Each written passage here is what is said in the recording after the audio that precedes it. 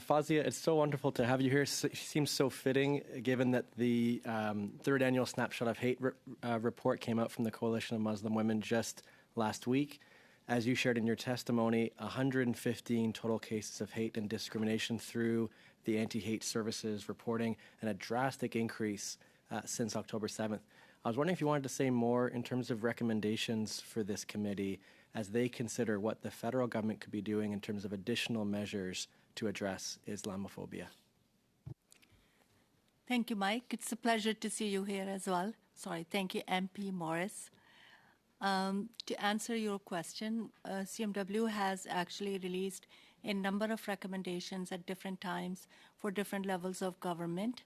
One thing I think that Mr. Panju was talking about earlier as well, the actual definition of hate, and in our case, especially an agreed upon definition or description of Islamophobia, which is still missing, and a lot of sort of negative rhetoric that comes towards Muslims and others, their allies, who even try to take the word Islamophobia, say Islamophobia, is that there's nothing. Islamophobia is nothing. It's something that Muslims have just invented or something like that. Because there is no, and it's always sort of put against or pit against the freedom of speech.